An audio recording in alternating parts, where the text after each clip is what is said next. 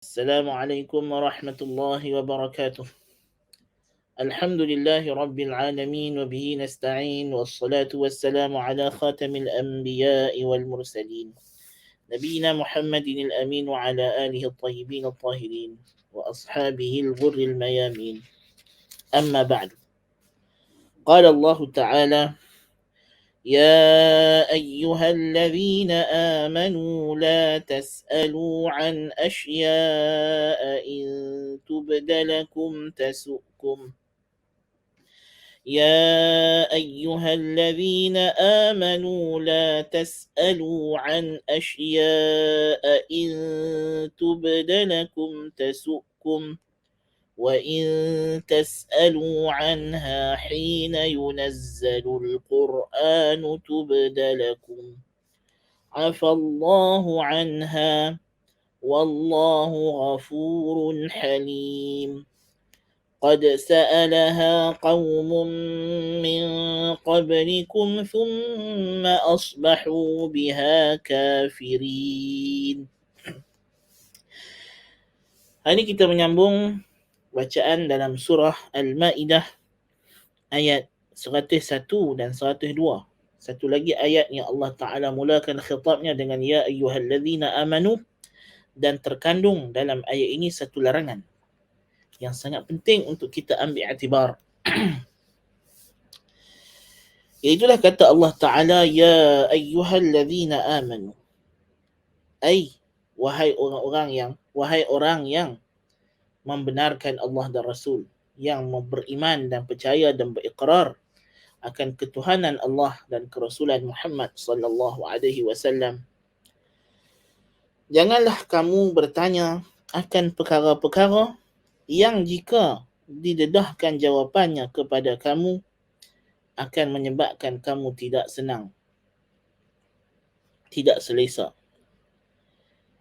Dan jikalau kamu bertanya akannya, perkara-perkara tersebut, ketika diturunkan Al-Quran, akan didedahkan kepada kamu jawapannya. Allah memaafkan kepada kamu berkenaan dengannya, ini daripada apa yang telah kamu tanya. Dan Allah itu maha mengampun lagi maha tidak tergesa-gesa dalam menghukum. Telah bertanya akannya golongan sebelum kamu, lalu mereka menjadi disebabkan soalan-soalan itu golongan yang kafir.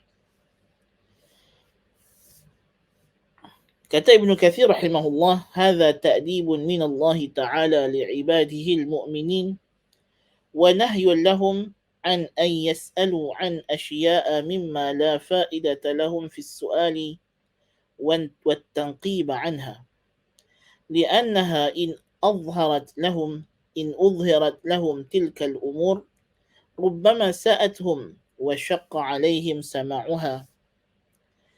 Ayat ini adalah satu didikan, satu pengadaban daripada Allah Subhanahu wa Ta'ala terhadap hamba-hambanya yang beriman, dan larangan terhadap mereka daripada bertanya perkara-perkara yang tidak ada faedah, akan bertanya berkenaan dengannya dan duk mencari-cari akan jawapan tentangnya. Kerana perkara yang sebegini, jikalau pun diberikan kepada mereka jawapan, boleh jadi akan menyakitkan mereka, akan mengguris perasaan mereka, dan amat berat untuk didengar. Seperti kama jaa fil hadis. Dan baik, sebelum kita baca pada hadis ini, jadi ayat ini Allah Subhanahu wa Ta'ala melarang kita daripada bertanya perkara yang tidak ada faedah. Islam tidak melarang bertanya, tetapi dalam Al-Quran Allah Ta'ala telah menceritakan kepada kita bentuk-bentuk soalan yang bila ditanya, soalan-soalan ini sebenarnya tidak memberi faedah, bahkan mudarat. Dalam suratul Baqarah Allah Ta'ala menceritakan bagaimana golongan Bani Israel. Allah Ta'ala bagi arahan yang mudah, simple kepada mereka. Nabi Musa kata kepada mereka, Inna Allah ya'murukum an tadhbahu baqarah. Sesungguhnya Allah suruh kamu sembelih seekor lembu betina. Baqaratan nakirah, lembu betina. Apa jenis? Apa umur? Ambil sembelih. Hak duduk depan mata hampa ni berlambak ada, ambil sembelih. Tuhan bagi arahan cukup simple. Inna Allah ya'murukum an tadhbahu baqaratan. Ambillah lembu mana pun sembelih, warna apa pun, apa saja sembelih. Jadi lembu betina.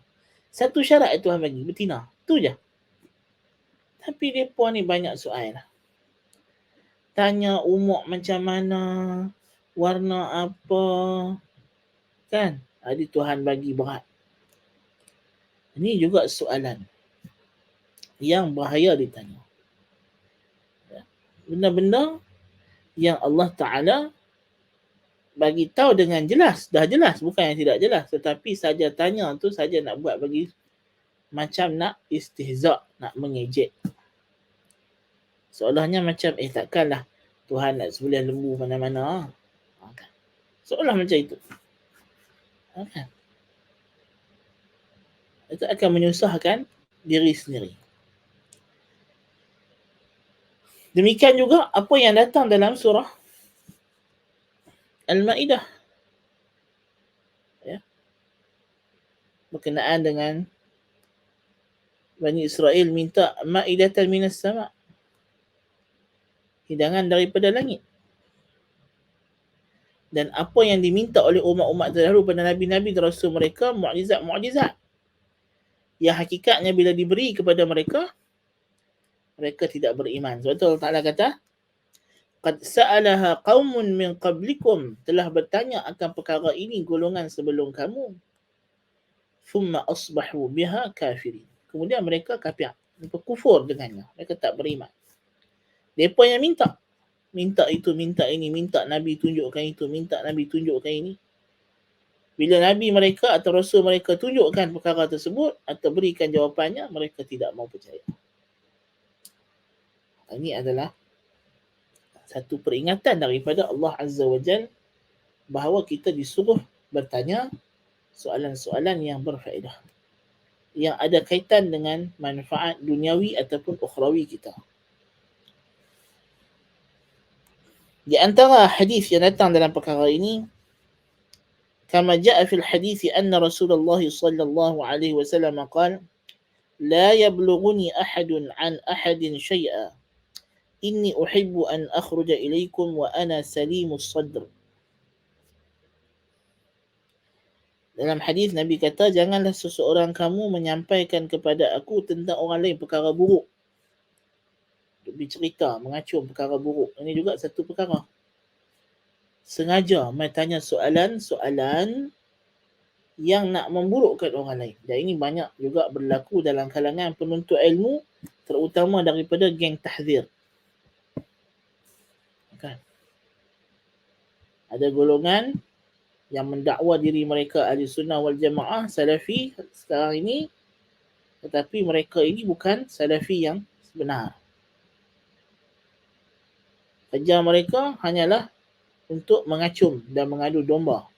Dan mereka menyangka perbuatan mereka itu adalah manhaj. Nas'alullah al-afiyah. Pergi tanya soalan-soalan untuk memburukkan ulama' lain. Atau, dan dia kadang-kadang soalan yang dia tanya itu soalan umum. Tapi maksud dia khusus, dan syekh yang ditanya soalan atau ulama' yang ditanya soalan tidak perasan perkara tersebut. Lalu dibawa berita yang tidak baik.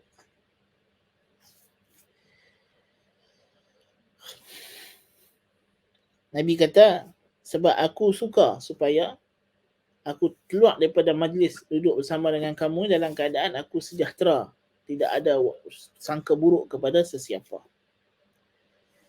Dalam hadis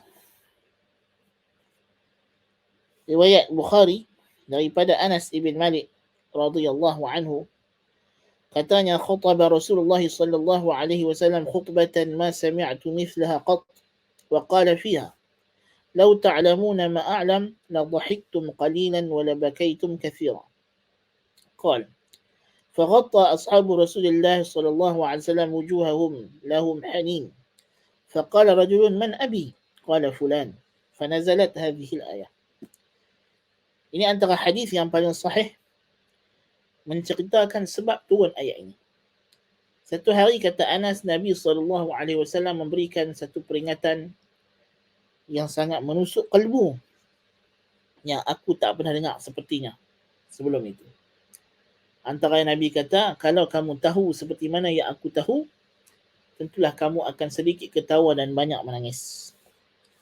Lalu para sahabat pun pakai tutup wajah mereka menangis. Ada yang teresak-esak. Lalu seorang lelaki bangkit tanya, Ya Rasulullah, siapa bapa aku? Dia main tanya soalan. Ayahku siapa? Nah. Jadi Nabi pun jawab, bapa engkau fulan. Soalan ini, kalau kita faham konteks zaman jahiliyah, konteks zaman tersebut, tak? Sebelum Islam, bagaimana golongan wanita dan sebagainya. Ya. Kalau Nabi pergi sebut nama pak dia orang lain, kan termalu dia. Kan? Kalau nama yang Nabi sebut itu tidak seperti yang dia sangka nama pak dia yang dikenali, dan kemudian apa faedah bertanya siapa bapa aku sedangkan kau dah kenal bapa engkau? Untuk apa tanya Nabi siapa bapa aku? Apa faedah dia dari segi hukum? Tak ada faedah. Kan? Jadi turunlah ayat ini. Larang. Tanya soalan-soalan yang tak ada faedah ni. Siapa bapa aku? Masa aku musafir tadi, siapa yang aku jumpa? Mereka tanya soalan yang, ya, benda yang ghaib tapi tidak ada faedah. Hadis ini diriwayatkan oleh Al-Bukhari, ya, dan Muslim dan Ahmad dan Tirmizi. Dalam riwayat Tirmizi menyatakan bahawa hadis ini, demikian juga dari riwayat Ibnu Abbas radhiyallahu anhuma yang dikeluarkan oleh Al-Bukhari, ya. Dan hadis ini berseorangan akannya Al-Bukhari. Itu Ibnu Abbas kata ayat ini turun berkenaan dengan orang yang suka tanya soalan, yang soalan itu boleh membawa makna istihza, mengejek, ataupun bergurau senda. Suka-suka tanya, bukannya tak serius. Soalan saja-saja nak tanya Nabi macam nak buat kelakar. Maka dia tanya Nabi, siapa ayahku? Di mana untaku? Unta dia duduk tanah lain saja dia main tanya Nabi. Kan? So, macam kan Nabi ni kan dapat wahyu. Ni macam mereka nak bergurau-gurau, nak bagi ketawa. Maka Allah turunkan ayat ini. Melarang mereka melakukan perkara seperti ini kerana boleh membawa kepada penghinaan. Nas'alullah al-afiyah. Dan soalan tidak ada manfaat.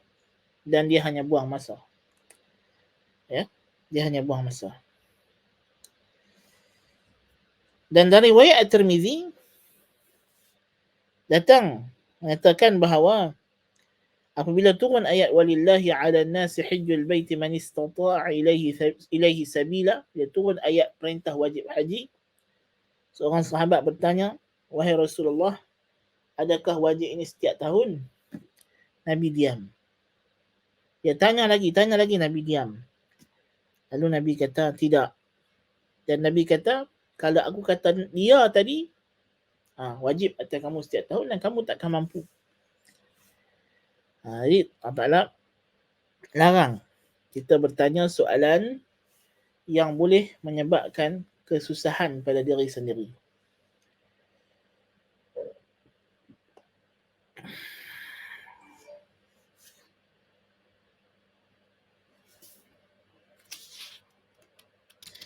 Kemudian Allah Ta'ala kata, وَإِن تَسْأَلُوا عَنْهَا حِينَ يُنَزَّلُ الْقُرْآنُ تُبْدَ لَكُمْ. Yani, jika kamu bertanya tentang perkara yang dilarang daripada kamu bertanya akannya ketika turun wahyu atas Rasulullah sallallahu alaihi wasallam, akan jelaslah kepada kamu.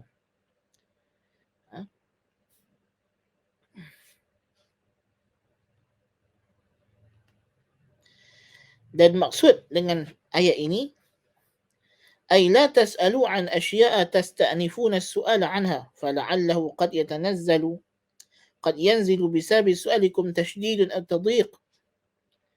Ya, yakni ianya adalah larangan, terutama sekali ketika mana turun ayat Al-Quran seperti yang berlaku tadi. Ya, turun ayat Al-Quran tentang haji.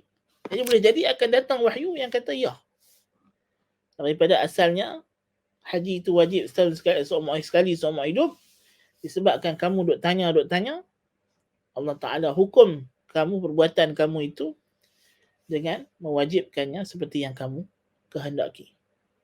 Yang ketika kamu duk tanya. Jadi, bahaya. Kan? Ketika mana turunnya Al-Quran. Dan dikiaskan dengan perkara ini ialah orang yang suka memperumitkan masalah ataupun isu. Ya. Sebab itulah ulama ahli hadis mereka tidak berkenan dengan cara fuqaha ar-ra'yi. Ya, fuqaha ar-ra'yi yang suka membuat faradiyat, anggaran-anggaran masalah yang belum berlaku. Lalu dibuat padanya hukum hakam. Ya. Jadi ini di antara yang para ulama fuqaha muhaddithin celah golongan fuqaha ahli ra'yi. Tapi fuqaha ahli ra'yi sebenarnya bila mereka membuat anggaran-anggaran masalah di zaman sahabat, ya, dan zaman tabi'in, kerana fuqaha ahli ra'yi ini kebanyakannya mereka adalah daripada orang Iraq, dan Iraq ini banyak masalah-masalah baru yang sering timbul kerana mereka di tempat bertembungnya civilizations, ketamadunan. Banyak datang itu orang Rom, orang Farsi, orang-orang yang baru masuk Islam, ya. Jadi sebabkan itu fuqaha ar-ra'yi terpaksa memikirkan pemikiran yang terkedepan. Ya. Jikalau begini, tapi itu adalah soalan yang dibina daripada realiti yang telah berlaku. Tidak ada masalah. Ya, maksudnya dah memang ada realiti berlaku, kemudian kita anggarkan kalau realiti ini ada kemungkinan realiti yang sedang berlaku sekarang ni berubah jadi A atau B atau C.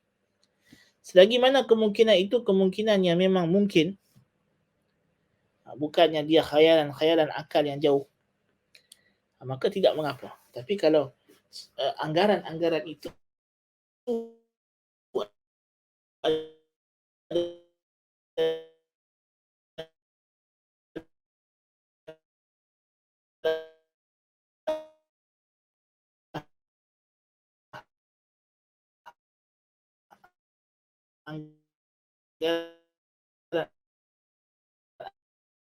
anggaran yang kita kata jauh daripada realiti, hanya sekadar khayal, maka itu adalah dilarang. Dilarang. Jadi yang nak menguji kepintaran guru dan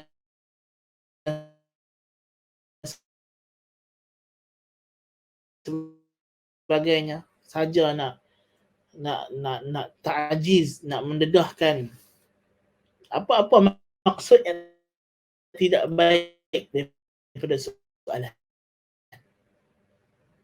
Dan soalan tidak ada faedah. Macam orang tanya Syabi, seorang ulama tabi'in,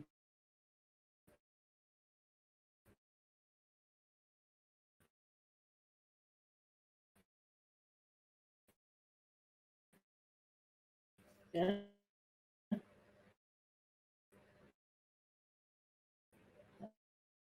adakah iblis berkahwin?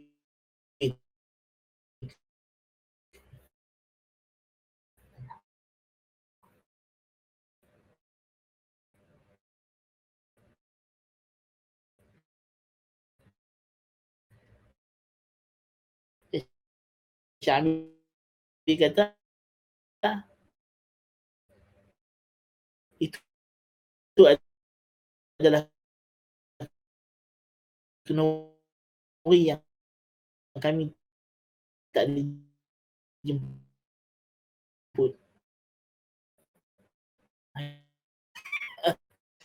Kan? Apa faedah kita beringat macam mana dulu ada di nikah dia mana tak ada soalan yang betul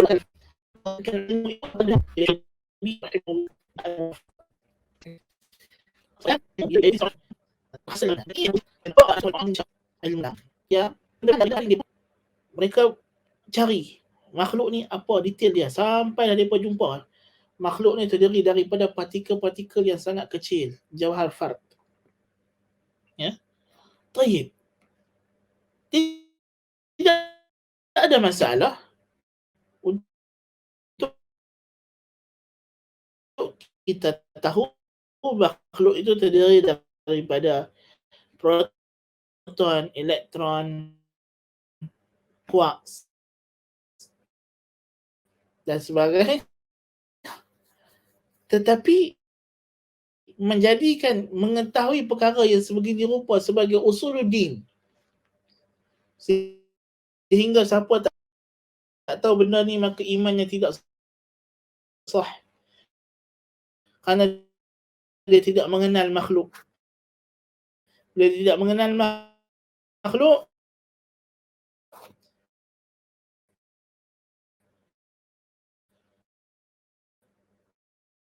maka dia tidak mengenal Allah. La ilaha illallah.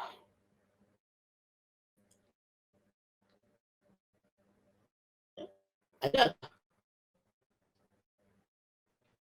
keimanan ya.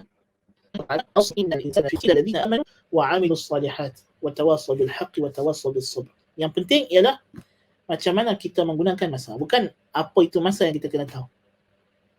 Dia menghabiskan usia hidupnya mengkaji apa itu masa. Oh, masa tu macam mana? Apa hakikat masa? Tapi adakah dia beriman dengan Allah? Tidak. Apakah dia beribadat kepada Allah? Tidak. Buang masa nak? Buang masa. Kan? Buang masa. Sebab itu kita tengok golongan saintis di barat hari ini, walaupun mereka kaji yang mendalam-mendalam, tapi mereka tidak beriman dengan Allah. Sebaliknya mereka semakin jauh daripada Allah. Karena mereka bukan mengkaji untuk beriman. Ya? Tapi mengkaji itu hanya untuk mempersoalkan. Dalam konsep falsafah dia kata bertanya untuk bertanya. Tanya tu hanya sebab nak tanya, tak ada sebab lain. Jadi itu adalah perkara yang juga dicela. Ya. Yang akhirnya Allah Ta'ala kata bukannya bawa kepada iman. Thumma asbahu biha kafirin. Jadi kufur. Semakin kufur kepada Allah Subhanahu Wa Ta'ala kerana konsep pertanyaan mereka, kajian mereka itu sendiri tidak berlandaskan kepada konsep yang betul. Ini orang saintis kaji macam-macam perkara bukan untuk melihat keagungan dan kebesaran Allah Ta'ala, tapi mereka mengkaji itu macam mana semakin negara kita mencapai pengetahuan, dia berkata semakinlah kita boleh menindas negara yang lain. Maka dikaji teknologi untuk digunakan untuk kemusnahan. Tidak lagi diraihkan etika dan sebagainya. Benda yang sepatutnya boleh buat manfaat tapi digunakan untuk buat senjata. Itulah yang dipikirkan mereka, buat senjata. Supaya apa, negara kita ni digeruni. Tapi akhirnya senjata makan tuan. Akhirnya berlaku kebocoran bahan-bahan yang berbahaya dan sebagainya. Merosakkan alam sekitar. Sedangkan kita disuruh melihat afala yanzuruna ila al-ibli kaifa kafar, untuk mengingati dan mengamati keagungan dan kebesaran Allah Subhanahu wa taala. Bukannya bukannya sekadar nak mengkaji, nak mengetahui, kemudian tidak ada faedah daripadanya untuk iman dan taqwa dan ibadah. Ya. Ini adalah bentuk soalan-soalan yang tidak digalakkan, tidak disuruh untuk kita menggali tentangnya berlebih-lebihan. Ya. Tetapi bila ahli kalam telah buat isu, ya, dan mereka bina padanya isu-isu akidah, maka ulama ahli sunnah wal jamaah terpaksa ke depan dan menceburkan diri mereka dan menjawab syubhat-syubhat mereka. Seperti yang dilakukan oleh Syekhul Islam Ahmad ibn Abdul Halim ibn Abdul Salam ibn Taimiyah al-Harrani al-Hafid rahimahullah ta'ala. Tapi sebab itu Syekhul Islam bagi dia orang awam kaum muslimin aqidah al-firqatin najiyah ahli sunnah wal jamaah apa dia? Aqidah wasatiyah tu saja, tak lebih daripada itu. Kan? Maksudnya apa yang terkandung dalam teks wasatiyah itu dan apa-apa yang berkaitan dengannya, itu sahaja yang perlu diketahui oleh orang yang beriman untuk mentahqiq iman mereka. Kan? Adapun perincian-perinciannya apa semua itu dalam kerangka nak menjawab syubhah yang kita dah bincangkan. Ilmu akidah ni dia ada ilmu akidah untuk kita amal, untuk memastikan iman kita sahih, dan ada ilmu yang berkaitan dengan akidah yang berkaitan dengan untuk menghadapi syubhat, menghadapi pihak lawan, untuk menundukkan orang kepada akidah Islam. Itu adalah ilmu yang fardu kifayah, yang bukan semua orang wajib tahu. Kan?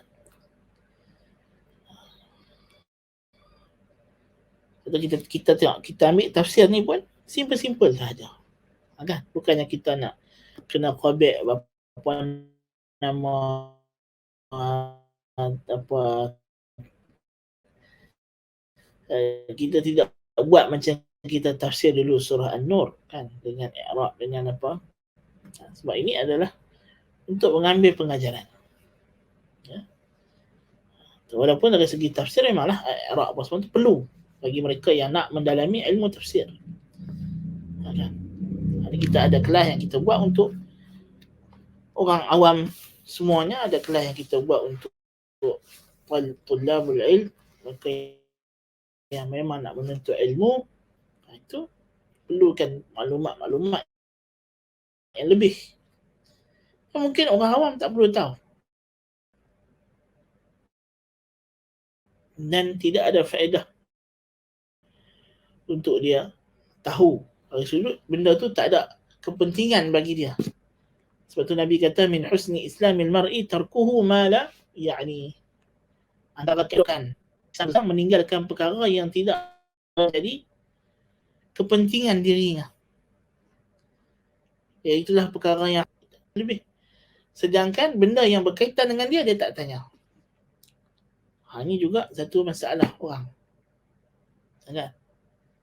Dia teringin nak tahu maklumat-maklumat yang detail, yang rumit, yang mana benda itu mungkin adalah untuk orang yang nak jadi ulama atau talibul ilm, sedangkan dia hanyalah orang awam yang sekadar nak beribadat, yang bila diterangkan kepadanya dia mula kata tak faham lah ustaz. Peninglah ustaz cakap macam ni. Tadi siapa tanya? Kan dia tanya, bila kita dah bagi jawapan dia kata pening lah ustaz, saya tak boleh nak pergi benda tu, tapi dia teringin nak tahu. Jadi bila kita tanya, bila kita jawab, kasutku buatkan kamu rasa berat nak terima. Kan? Kadang-kadang bila kita dapat soalan, kita perhati tengok muka orang tanya tu. Kan? Macam sekarang tak nak perhati lah. Kan? Kalau dulu kita kelas fizikal, kita boleh tengok muka seseorang kan, tanya tengok. Tu ke dia ni tanya soalan. Faham kita jawab. Kan? Kadang benda tu tak ada tak ada kepentingan untuk kita tanya, tak perlu tanya. Kan? Tapi kalau kita tidak tahu, kita tanya memang dengan tujuan nak dapatkan jawapan, biasanya guru akan perhati. Kalau kita nampak pelajar itu boleh faham, kita jawab. Kalau tak boleh faham, kita beritahu benda ni tak penting. Kalau tak tahu pun tak ada jejak iman. Kan? Jadi itu adalah perkara-perkara yang Allah Ta'ala ajak. Lepas tu Ibn Ashur kata, ayat ini ayat yang subhanallah, didikan yang terkandung adalah sangat besar. Faedahnya. Kerana Allah Ta'ala mendidik kita untuk senantiasa mencari perkara yang berfaedah. Ini adalah Islam. Tidak membuang masa dengan perkara-perkara sempelan, perkara-perkara remeh-temeh, perkara-perkara titik bengek. Kan? Yang tidak ada faedah untuk ukhrawi kita. Manfaat akhirat kita. Walaupun soalan itu dalam bentuk, kadang-kadang adalah bentuk nampak macam kaitan dengan agama. Okay. Jadi ini adalah perkara yang, sebab itu Nabi SAW memberi peringatan kepada kita bahawa di antara punca musnahnya umat-umat terdahulu ialah kerana banyaknya persoalan dan pertikaian mereka terhadap para nabi mereka. Ya.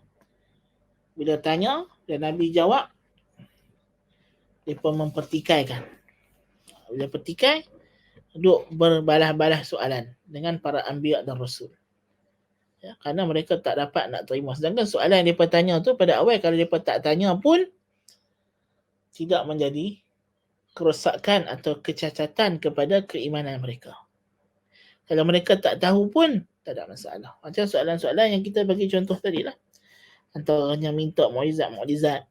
Ya, tapi akhirnya bila diberikan mukjizat itu, tujuan mereka minta itu hanyalah untuk menzahirkan kelemahan Nabi, tapi terbukti Nabi itu Nabi yang benar, yang mampu, lalu mereka tidak mau beriman. Atau soalan-soalan yang tidak ada faedah, yang telah diketahui jawapannya, ditanya itu hanya untuk suka-suka. Ya, siapa bapa aku, tang mana unta aku. Ya. Benda-benda soalan yang macam itu, yang kadang-kadang berlaku dalam hari-harian kita. Kan? Kadang orang tanya soalan tu hanya untuk suka-suka, untuk saja-saja bertanya, atau benda-benda yang bila ditanya dia tidak menghasilkan faedah untuk amal ibadah dan taqwa dan iman kita. Dia tidak meningkatkan ketakwaan dan keimanan kita. Kan? Tanya, Tuhan cipta jin ni daripada api jenis apa Ustaz? Api yang warna apa? Warna biru ke warna merah? Tak payahlah. Kan? Tak ada kepentingan. Api tanah yang Tuhan cipta Adam tu, tanah daripada mana? Nabi apa? Sebab itu kita dilarang bertanya kepada Bani Israel. Jangan tanya Bani Israel. Tapi kalau Bani Israel main cerita, Nabi kata hadithu an Bani Israel wala haraj. Kan? Tapi kerana soalan-soalan yang biasa ditanya kepada Bani Israel atau yang Bani Israel buat main cerita itu ialah benda-benda yang kita kata tidak ada faedah yang besar. Contoh anjing Ashabul Kahfi tu anjing jenis apa? Gua Ashabul Kahfi tu tang mana, negeri mana? Lepas tu kita pun susah payahlah berhabis duit nak pergi cari tang mana gua Ashabul Kahfi. Tak payahlah. Benda tu Tuhan tak suruh pun. Kan? Dan benda tu benda ghaib yang kita disuruh beriman dengannya dan mengambil iktibar daripadanya. Kan? Jadi benda-benda yang macam itu, kalau kita dah selesai perkara-perkara yang fardu ain yang asas bila kita, mungkinlah kita kata ada setengah orang ada faedah untuk dia kaji benda macam tu, untuk menambahkan keyakinan dan sebagainya. Tapi Kalau benda-benda yang asas pun tidak lepas, benda-benda yang menjadi lebih utama kepada kita pun kita tidak lepas lagi, tapi kita menyibukkan diri kita dengan perkara tersebut, itu juga dicela. Orang yang perkara fardu ain pun tak habis lagi, dia sibuk nak pita benda yang tidak wajib atas dia pun. Kan? Benda yang tak wajib atas dia pun. Dia meninggalkan isu yang utama berkenaan dirinya, tapi sibuk benda-benda yang lain. Walaupun benda tu mungkin berkaitan dengan hukum syarak, tapi hukum syarak yang tidak la tatawajjah ilaih, yang tidak ditujukan kepadanya, yang dia tak kena benda tu. Hukum tu tak kena pada dia. Kan? Dia tak perlu sibuk-sibuk nak tanya. Kan? Sehinggalah kita kata dia belajar dulu apa yang menjadi perkara yang mesti dia tahu berkenaan diri dia. Kalau orang yang, contohlah kita kata orang baru masuk Islam, kan, dia sepatutnya belajar wuduk, belajar mandi hadas, belajar solat, belajar puasa. Tiba-tiba kita nak pergi ajak dia pasal hukum hakam tentang pemerintahan. Itu pun satu hal juga. Kan? Memanglah hukum hakam pemerintahan daripada Islam. Tapi ni mandi wajib pun tak lepas lagi. Wuduk pun tak tahu lagi. Nampak tak? Itu contoh. Kan? Buat parti Islam. Tapi ahli parti dia ambil wuduk pun tak betul. Akidah pun tak ketahui hala. Tapi nak bercakap pasal pemerintahan. Sembang kedai kopi pasal sekian. Tapi tengok ambil air semayang, duk tepuk rambut. Buat apa? Kan? Tang mana je dia punya Islam tu, Islam jenis apa yang dia nak tegakkan. Kalau rukun utama Islam, solat, tidak sempurna. Nasallallahu al-afiyah. Kan? Jadi ini kita kata di antara contoh perkara-perkara, soalan-soalan yang sepatutnya tidak tidak menjadi kepentingan, tapi diangkat menjadi kepentingan. Kan? Lalu mengabaikan perkara yang sebenarnya penting. Inilah bentuk-bentuk soalan yang dilarang, yang dimaksudkan dalam ayat ini, insya-Allah taala. Baik. Kemudian ayat 105 Allah Taala kata, Ya ayyuhalladzina amanu alaikum anfusakum la yadurrukum man dhalla idha ihtadaitum ila Allahi marji'ukum jami'an fayunabbi'ukum bima kuntum ta'malun. Ayat 105 Allah kata, wahai orang yang beriman, hendaklah kamu menjaga diri kamu. Yang diwajibkan kepada kamu, menjaga diri kamu. Tidak memudaratkan kamu orang yang sesat apabila kamu sendiri berada di atas petunjuk hidayah Allah. Kepada Allah lah dikembalikan kamu semuanya.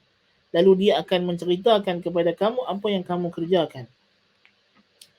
Ayat ini di antara ayat yang sering disalahpahami, lalu jadikan dalil bahawa tidak perlu kita sibuk hai orang dengan kata makna tak perlu kita nak mencegah yang mungkar dan menyuruh yang ma'ruf. Salah. Ayat ini tidak ada kontradiksi dengan ayat wal takum minkum ummatun yad'una ila al-khairi wa ya'muruna bil ma'ruf wa yanhauna 'anil munkar. Ya, tidak ada kaitan dengan ayat yang menyuruh kita mencegah yang mungkar, menyuruh yang ma'ruf. Kerana maksud ayat ini ialah orang yang telah masuk Islam, yang telah mengikut jalan kebenaran, tidak memudaratkan baginya nenek moyangnya yang tidak Islam, mak bapaknya yang tidak Islam mungkin, ya, adik-beradik, saudara maranya, ya. Tidak boleh kita mencela satu orang yang mengikut ajaran yang sahih, ajaran Islam, kita cela dia, hang nak ajak orang pergi Islam, mak hang tak Islam lagi, ataupun puak hang tak Islam lagi, atau adik-beradik hang tak boleh kita kata macam itu. La yadurrukum man dhalla idza ihtadaitum. Tidak Islamnya mak ayah dia, adik-beradiknya, itu tidak bermakna Islam dia tak betul. satu wajah bagi makna ayat ini. Dan di antara makna ayat ini juga ialah kalau kamu dah mencegah daripada mungkar dan menyuruh yang ma'ruf, lalu tidak didengari, tidak diindahkan oleh orang yang disuruh dan dicegah itu, la yadurrukum man dhalla idza tadaitum. Tidak mudarat diri kamu. Kalau dia tak ikut, dia tak dengar cakap, kerana tugas kamu ialah al-balag, menyampaikan, mencegah, menyuruh sekadar yang habis upaya kamu. Adapun setelah kamu cegah dia, kamu terang kepada dia kebenaran, dia tak mau ikut, maka tidaklah menjadi mudarat kepada kamu. Kerana tanggungjawab kamu, kewajipan kamu ialah menyampaikan dan mencegah yang mungkar, menyuruh yang ma'ruf. Bukan memastikan orang itu memang betul-betul ikut. Tak, itu bukan kerja kamu, itu adalah hidayah milik Allah. Innaka la tahdi man ahbabta walakin Allah yahdi man yasha. Nabi sendiri tak boleh nak tukar hati Abu Talib untuk beriman dengan Nabi SAW, kan? Tapi yang penting Nabi sudah menyampaikan. Jadi ini dah ayat 105 dalam suratul Maidah, yang mana kita ambil secara ringkas kerana ayat ini sering disalahpahami. Sedangkan perintah untuk mencegah yang mungkar dan menyuruh yang ma'ruf ini adalah di antara perkara yang daruri, yang asasi dalam agama Islam. Ya. Dan makna ayat ini tidak membawa makna yang kontradik dengan suruhan tersebut. Ya. Dan maknanya seperti yang kita nyatakan tadi. Jadi inilah sebahagian daripada apa yang dapat kita sampaikan pada hari ini. Dan kalau nak ambil ayat yang selepas ni, ayatnya agak panjang berkaitan dengan hukum hakam wasiat, kita tangguhkan pada kelas yang akan datang, perbincangan yang akan datang biiznillah ta'ala. Kita ada satu lagi ayat, ya ayyuhallazina amanu, dalam suratul Maidah. Kemudian kita akan pindah kepada surah yang lain insya-Allah ta'ala. Mudah-mudahan apa yang disampaikan pada pagi ini walaupun tidak lama dapat memberikan kita manfaat dan kefahaman yang benar tentang firman Allah Subhanahu wa taala. Kalau Allah Taala dan kita diberikan kurniaan oleh Allah untuk beramal dengan apa yang kita pelajari daripada perkara yang baik, dan kita menjauhi perkara yang tidak baik yang kita ketahui, dan beramal dengan perintah Allah dan ajaran Nabi kita Muhammad sallallahu alaihi wasallam. قلت لكم ما سمعتم سبحانك اللهم بحمدك أشهد أن لا إله إلا أنت أستغفرك وأتوب إليك وصلى الله نبينا محمد. السلام عليكم ورحمة الله وبركاته.